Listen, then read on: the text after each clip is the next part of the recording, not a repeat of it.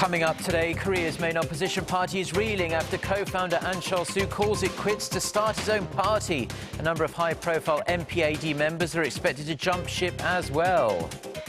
Korea's official retirement age is 60, but a new report shows many men and women in Korea continue working well into their 70s just to ensure they have a roof over their heads and food in their stomachs. Plus, France's far-right National Front suffers a collapse as exit polls suggest it will fail to win any of its 3 target areas in regional elections, despite dominating the first round of voting. Stay tuned for these stories and more.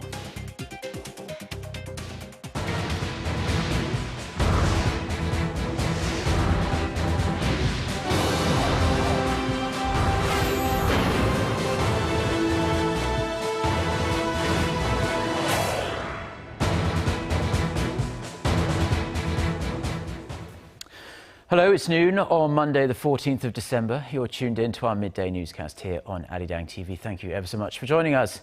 I'm Mark Broom. And where else could we start but with the chaos engulfing Korea's main opposition party, constantly at loggerheads with party leader Moon Jae-in. The NPAD's co-founder Ahn Cheol-soo says he has had enough and will create his own liberal camp. His departure is likely to spark a moderate exodus of fellow members disillusioned with the direction the party is taking. Our Kim Ji-yeon starts us off. Following the footsteps of former opposition leader Ahn Cheol-soo, several New Politics Alliance for Democracy party members are expected to defect to join a new political party led by Ahn. Representative Moon Byung-ho, Ahn's former secretary, will announce his decision to defect on Tuesday. Moon has predicted that up to 10 NPAD lawmakers may follow suit next week, and as many as 30 NPAD members could desert the main opposition party by year's end. Ahn's defection from the NPAD party is widely seen as a precursor to his running for the presidency in 2017, after planning to change the political dominance from the current conservative party to a liberal one through April's general elections. The success of Ahn's plan to create a strong liberal party highly depends upon whether key political figures, including former NPAD co-chair Kim Han-gil, follow suit. Most of the possible deserters that have expressed support for Ahn, including Moon, Yoo Sung-yeop, and Hwang Ju-hong, are considered outside of the NPAD mainstream. But if Ahn somehow succeeds in creating a new party, it's expected to change the competitive structure of the general elections, from the current single conservative Saenuri party against a liberal NPAD party to creating several liberal parties competing against the Saenuri party. The move is expected to weaken the liberal side during the general elections by pressuring voters to pick sides with Ahn or current NPAD leader Moon Jae-in, or even the party led by Representative Chun Jung-bae. Kim Ji-yeon, Arirang News. Now, as a follow-up to that report, President Park Geunhye has criticized Parliament for not doing its job and for only caring about their own personal and party interests. After meeting with her chief secretaries on Monday, President Park said lawmakers are only concerned about their own good and not about the public, and she questioned what the National Assembly actually exists for. Her remarks come after Ahn Cheol-soo's withdrawal from the NPAD, which could see, as we heard, dozens, in fact, of lawmakers leaving the main opposition party over the next few weeks. Multiple bills on labour reforms as well as on anti-terrorism have yet to be passed, despite the president's repeated calls to expedite the process. Now, life for many elderly people in Korea can be extremely grim. Korea has long had a notorious reputation for its long working hours, but a new report has found that Koreans also work the longest after the legal retirement age. However, something to note is that even if they do work, 1 in 2 elderly people still live below the poverty line. Kim Min-ji has this report. Koreans are working more than anyone else in the OECD. According to an OECD report, the actual age at which Korean men retired stood at 72.9 years in 2014. That's up 1.8 years from the previous year and puts Korea number 1 among 34 OECD member countries. The situation wasn't much different for Korean women, who left the job market completely at nearly 71 years old, topping the 70 mark for the first time ever. It means both Korean men and women work more than 10 years after the legal retirement age of 60. However, just because Koreans are working longer, it doesn't mean they're making big money. They are, in fact, some of the poorest elderly people in the OECD. The poverty rate for Koreans over 65 years old stood at just under 50%, ranking number 1 among OECD member countries. That's nearly 4 times higher than the OECD average of 12.6%. Korea's elderly also earn about 60% of a worker's average pay, again the lowest in the OECD. With the exception of 5 countries, including Australia and Belgium, post-retirement age workers in OECD member nations were getting paid at least 80% of the average salary.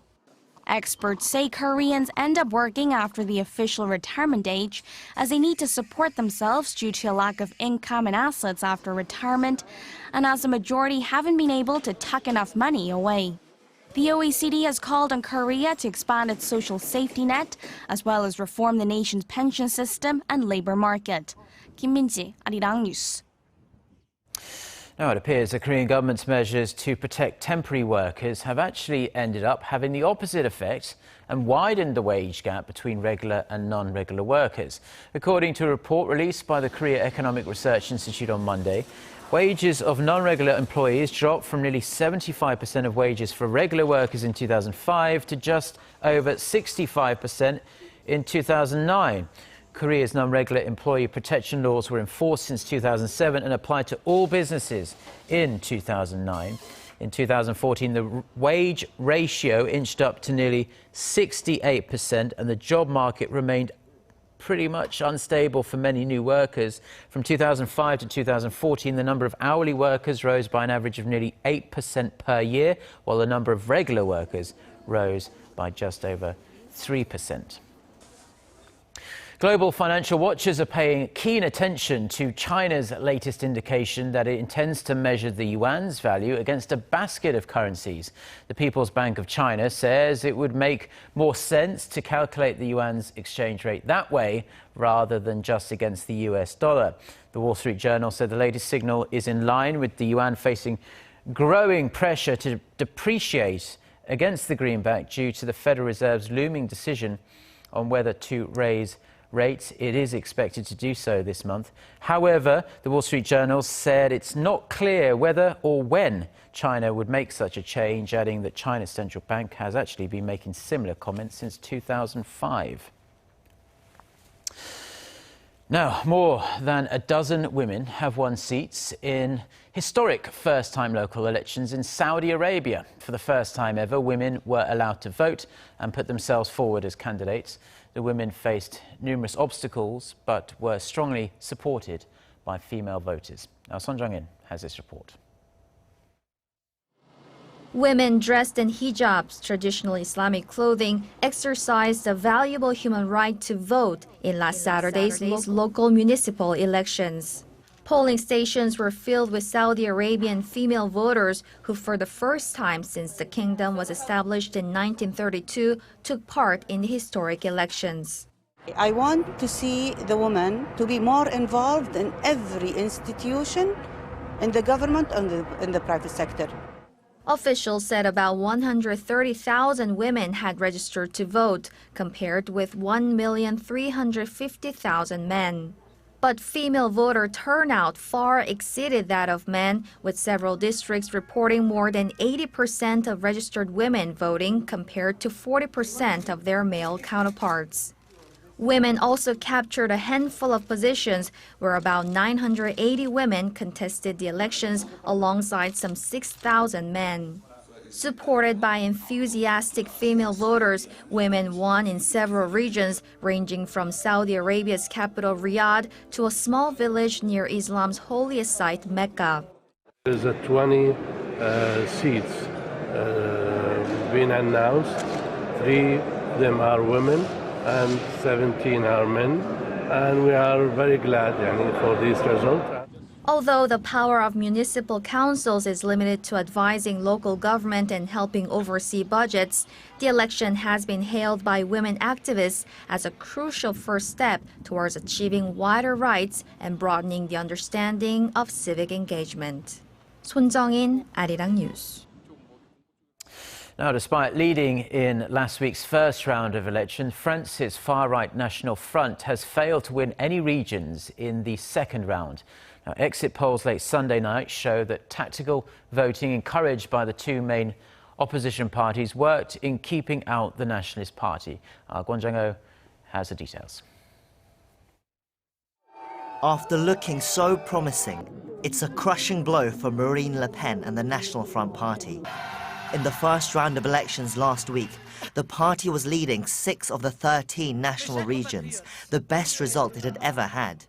But in the end, they failed to gain a majority in any region, with exit polls showing they were third overall. Following last week's shock result, the two main parties, the Republicans and Socialists, rallied the public for higher turnout. Socialist candidates dropped out in the 2 districts where Marine Le Pen and her niece Marion Maréchal Le Pen were running, and in an unprecedented move, were encouraged to vote for the Republican candidates. Marion Maréchal Le Pen was quick to condemn the tactic in a bitter concession speech. There are victories that shame the winners. In the name of the Republic, they have sunk democracy tonight. The main parties were able to breathe a sigh of relief, but the anti-immigration, anti-European National Front Party still gained hundreds of regional councillors across the nation, tripling its presence in regional councils. With France seeing record joblessness and deepening social divides, it is a warning that many of its citizens are losing faith in the main parties. Tonight, there is no place for relief, no triumphalism, no message of victory. The danger posed by the far right has not gone away. Far from it. I won't forget the results of the first round and of previous elections. The Nicolas Sarkozy-led Republican Party is projected to win 7 regions, the ruling Socialist Party 5, with a local Nationalist Party win in Corsica. The final results are expected Monday morning local time. In the meantime, Marine Le Pen will be regrouping in preparation for the presidential elections in 18 months' time. Kwon Jang-ho, Arirang News. Now, some good news for Korean automaker Kia Motors because it saw its sales in Mexico top 2,000 units in November, a mere 5 months after entering the market. According to the Mexican Auto Industry Association, Kia sold over 2,200 units last month. That's up nearly 23% from October. Since entering the Mexican market in July, Kia has seen its monthly sales grow each and every month. The Korean automaker ranks 11th in the Mexican auto market already, with a market share of 1.8%. Hyundai Motor is 9th with a 2% market share. With the goal of joining the top 10 players within this year, Kia has increased the number of its local dealerships in Mexico to 46 and plans to increase it further to 65 by 2017. Russia says one of its warships was forced to fire warning shots at a Turkish vessel in the Aegean Sea to avoid a collision. Moscow's defense ministry says the Turkish military attaché was summoned over the incident involving a Russian destroyer. Russia's Interfax news agency reports that the Turkish vessel had failed to respond to earlier warnings but quickly changed course after shots were fired before passing within a few hundred meters of the Russian warship. Tensions are very high after Turkey downed a Russian warplane near the Syrian border last month. Russian President Vladimir Putin has ordered tough economic sanctions in retaliation for the incident. Now, pneumonia is a potentially fatal disease that affects people all over the world.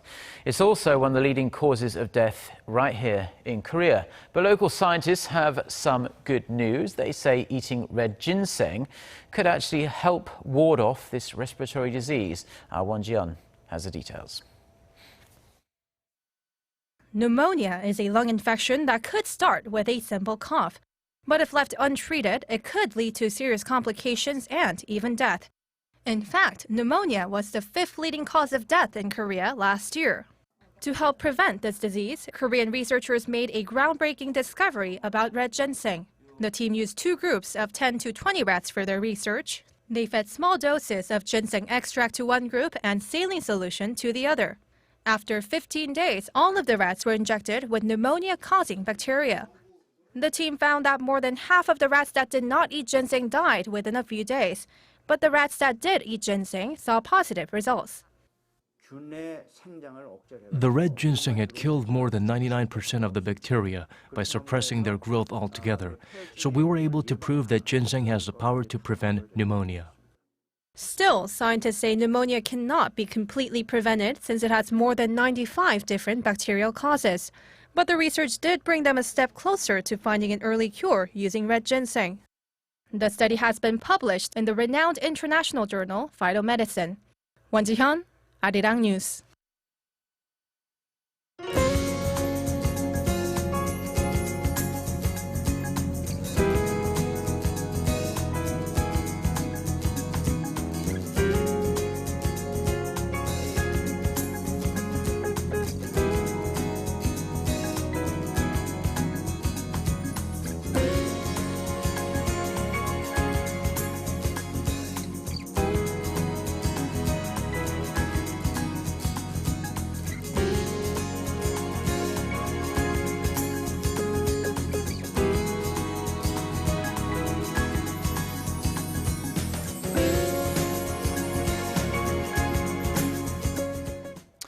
Well, those are the stories we have for you on this Monday afternoon here in Seoul. For more of the latest, don't forget to check out the website arirang.com/news. And we do hope your week is off to a wonderful start. Goodbye.